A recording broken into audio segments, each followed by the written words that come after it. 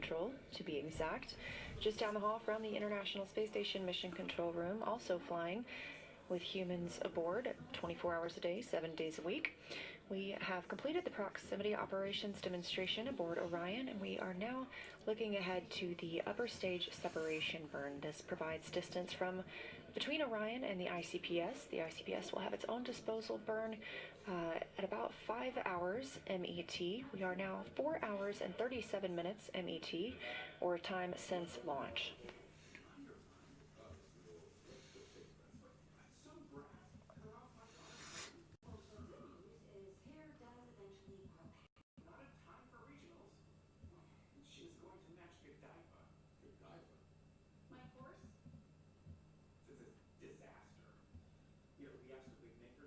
It's been a long day for the crew aboard Orion, and they still have a few tasks to complete before they can go to bed tonight. Of course, we'll have the upper stage separation burn that they will need to monitor.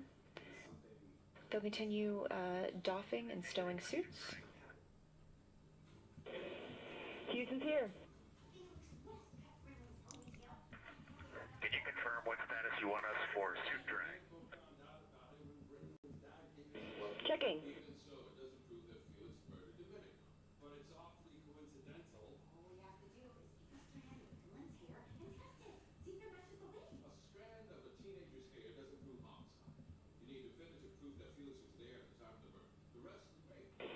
In integrity, can you confirm that you did the glove swap activity? Negative, we did not do the glove swap activity.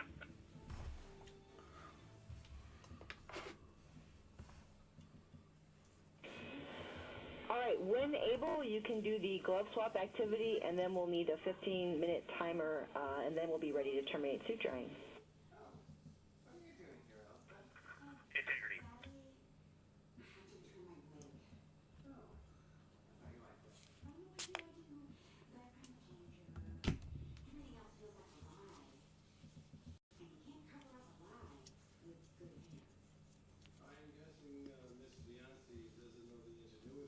Solar arrays are now in motion ahead of the USS-2 burn, the upper stage separation 2 burn. And with proximity operations complete, we will look forward to hearing from pilot Victor Glover how it felt to fly Orion. But just before his launch, we got to ask him how it felt and how he was looking forward to it. As a test pilot, the opportunity to fly a spaceship is just a dream. It's unreal. The piloting role specifically, I will have an hour and a half or so where I get to fly the spacecraft by hand, and we fly Orion a lot in the simulator to train, but also to build an experience base for how the teams on the ground think Orion's going to work. And then when we fly Orion in space, we're actually going to compare the two to help them make better models. You know, my inner test pilot is like, of course, very excited about that. But really, the point of this is to make sure that Orion is a safe spacecraft so that we can go and do more complicated missions without having to think about, do we need to have a test pilot on every mission to fly the spacecraft? So far, I really like the way Orion flies, but it's only been in the simulator. And so the ability to fly one actually in space on a test mission is just a really unique opportunity.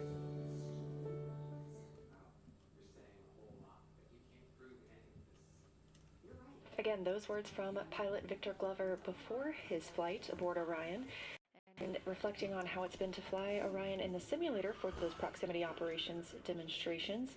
Now he has gotten to do the real thing today, with Prox Ops having just completed about 10 minutes ago.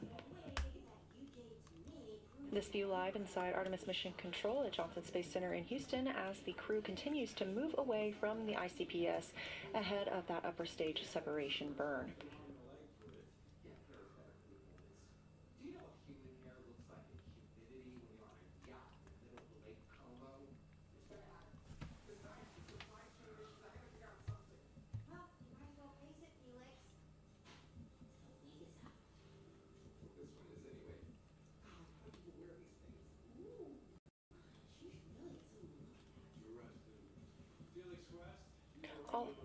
All four solar arrays are now in position ahead of the upper stage separation burn. Integrity Houston, we are checking on those cautions.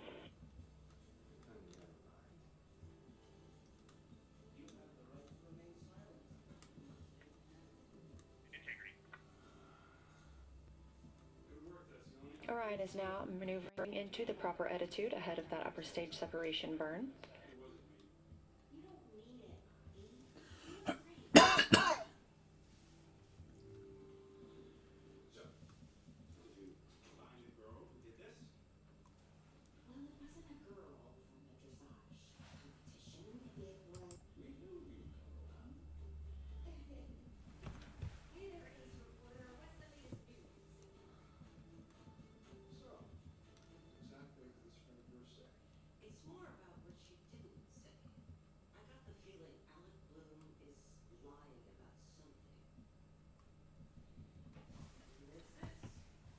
To maneuver into its proper attitude ahead of the upper stage separation burn. After this burn, the crew has a little more work to do before they can go to sleep. It's been a long day for them, having woken up about 8 hours before launch.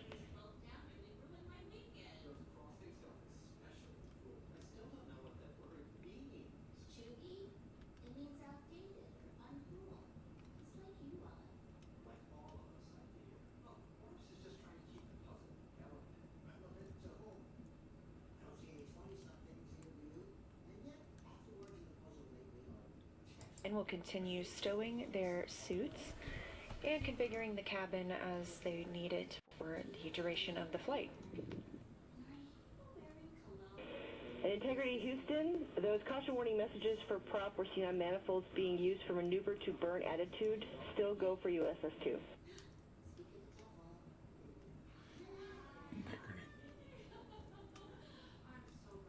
Integrity copy. Still go for USS-2. Thanks for the updates. And the crescent Earth from almost 20,000 miles looks amazing. Thanks for that report.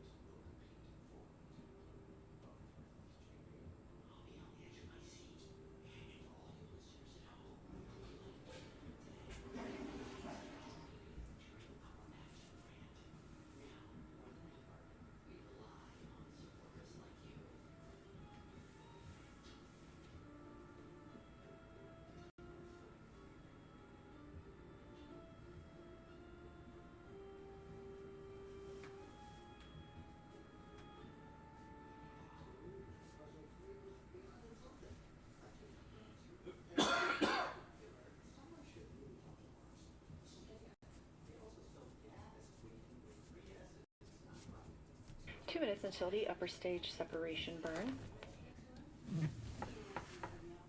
This will be the last burn of the evening. The crew will continue stowing their suits. They'll configure the cabin. They will also have their private medical conference. These are scheduled every single day to allow the crew to report how they're feeling down to team members here on Earth.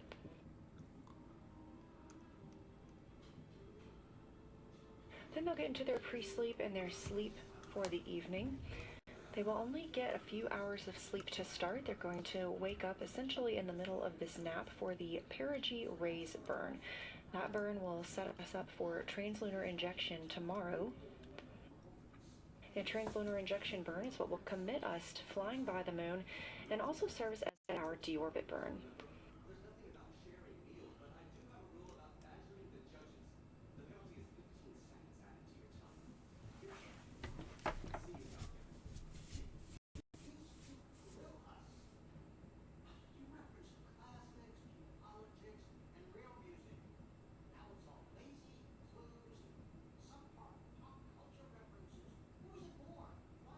Less than a minute now until the upper stage separation burn.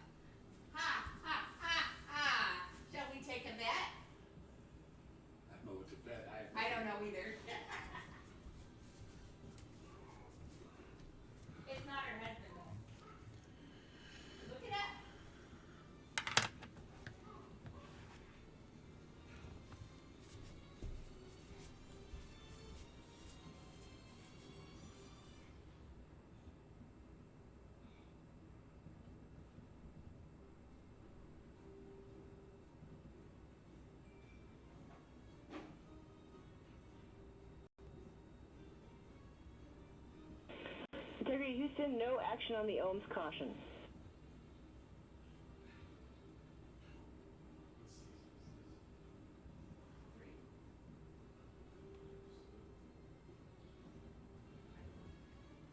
Integrity copies. And we have confirmation of the upper stage segment burn start and complete. Very short burn. Integrity Houston, no action on the RCS prop cautions. Let's taking a look. Okay, copy. And we show about 10 seconds to go on a trim burn, and that is looking good. Attitude is stable. Copy.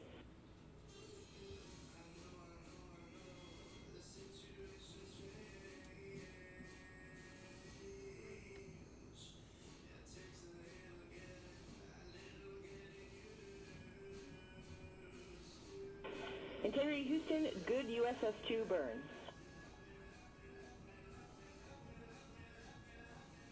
Integrity copies, good USS-2.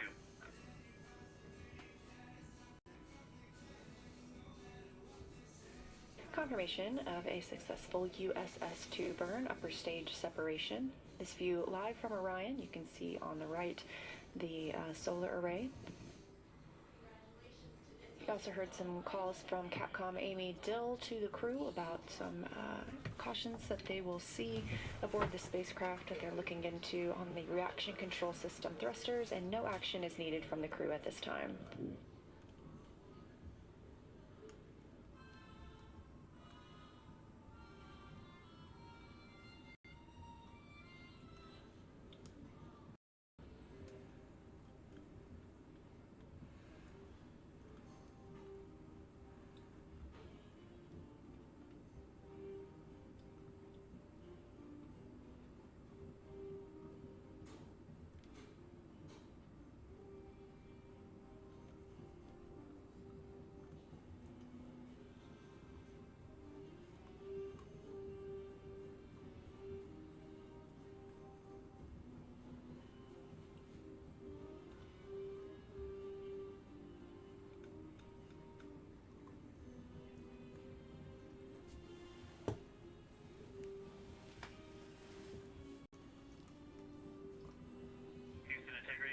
Procedure 12.2.2515, USS-2 burn execution. Confirm you will complete remaining post-burn reconfig, and we will exit the procedure. We concur. We'll take it from here.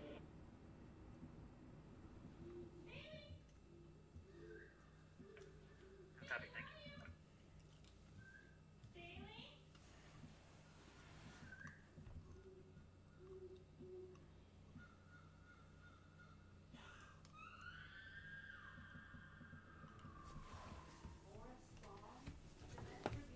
With proximity operations complete and the upper stage separation burn complete as well, we are now looking to the ICPS, or Interim Cryogenic Propulsion Stage disposal burn. We will not see this or get data on it. It will burn up upon re-entry over Earth's atmosphere over the Pacific Ocean.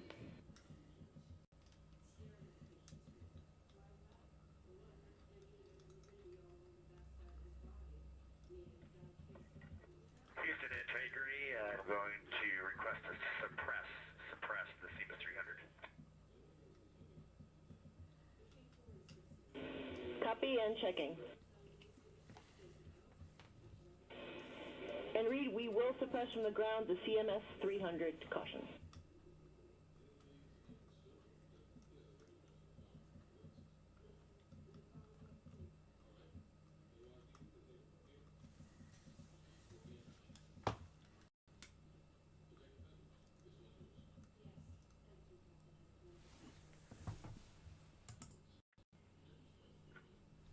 Houston Integrity, very low priority. Let me know when you have 2 minutes for boom mic troubleshooting.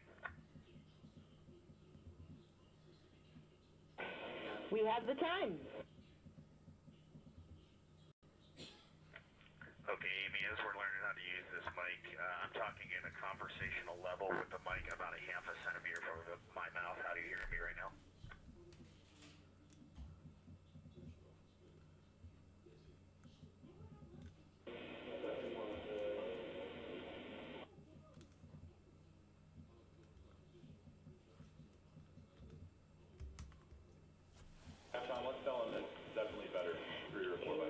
bit better. It's about 3 or 4 by 5. Okay, Amy, and now I am talking to you with the tip of the boom mic pressed against my upper lip, so I have lip contact on the mic. How's this now? 5 by 5. Okay, I will let the crew know. Thank you. We copy.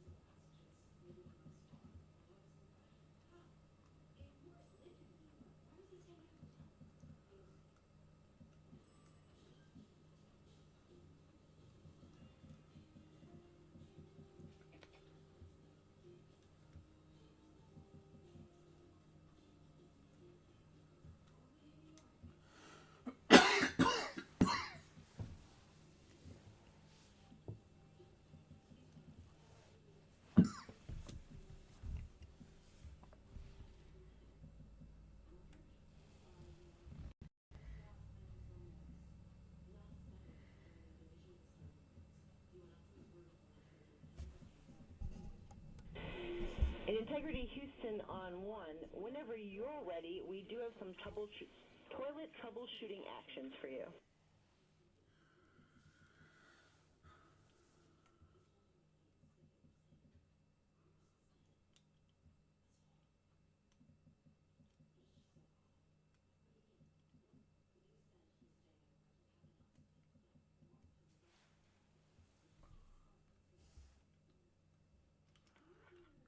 Okay, Houston, we copy on toilet. We have one stowage delta for you. Let me know when you're ready to copy.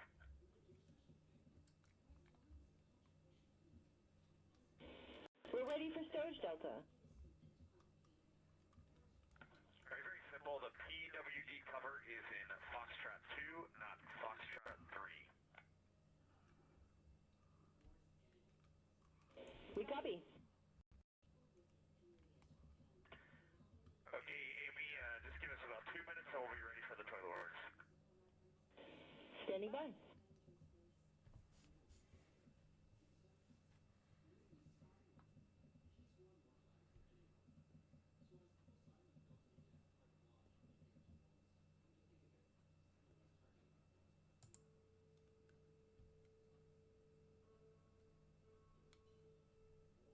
Started. Again, this is a disposal burn. The ICPS will re-enter Earth's atmosphere and harmlessly burn up over the Pacific Ocean. Additionally, we are expecting the CubeSats to be released soon. These will be released from the Orion stage adapter on the Space Launch System upper stage into a high Earth orbit, where they will conduct an orbital maneuver to reach their own desired orbit. These are 5 CubeSats from space agencies including Germany, South Korea, Saudi Arabia, and Argentina. They have their own distinct objectives completely separate from NASA's mission. And these CubeSats are shoebox-sized payloads that have the potential to expand our knowledge of the space environment.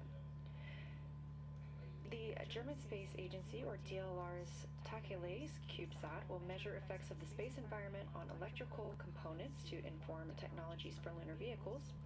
The Korea Aerospace Administration, or CASA's KRAD Cube, will use a dosimeter made of human-like tissue to measure space radiation and biological effects across the Van Allen radiation belts. The Saudi Space Agency's Saudi Geomagnetosphere Satellite, or SHMS CubeSat, will measure space weather at a range of distances from Earth. And Argentina's Comisión Nacional de Actividades Espaciales, or CONE, has a CubeSat called Etna, which will assess radiation shielding methods, measuring Earth's radiation spectrum, collecting GPS data, and validating a long-range communications link. By working with other countries to fly these, Houston's here. Hey, Amy, without knowing what's going on later this day, how important is the 4K encoder setup? Checking.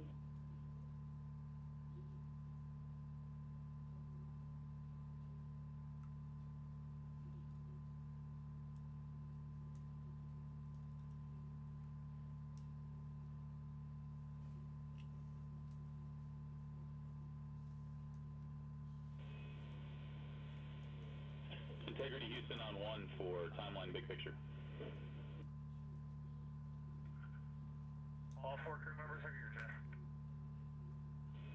Fantastic. Hey, it's been a great day, guys, and we're going to try and get you to bed a little bit early today. We do want to do the 4K encoder setup as well as the toilet troubleshooting. I don't think it'll take very long. Ideally, we'd get that done here in the next hour or so, along with the conferences, and then get you guys to bed a little bit early. That's what we're thinking down here.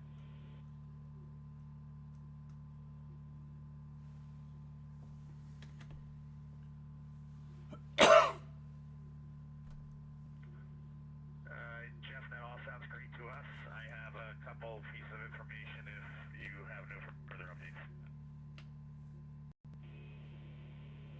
All right, we're ready to copy. All right, just how we're going to break up the crew right now to handle this. Victor is the lead for suit drying and suit stowage. And we show that we have had glove swap for about 15 minutes, so we can probably move on there. How copy? We copy. Okay, Jeremy is going to be the cabin config supervisor. He is going to get into cabin config, but as his first activity, he is going to get a power chain set up with the Cobalt brick, and then your 4K encoder, and I will help him. How copy? We copy.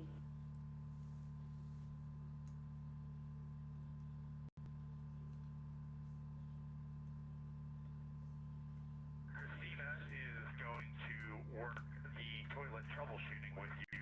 So when you all are ready, if you are happy with what Ike, with what Victor and Jeremy are doing, I will hand the comm and the toilet lead over to Christina. Copy. Stand by for data rate change.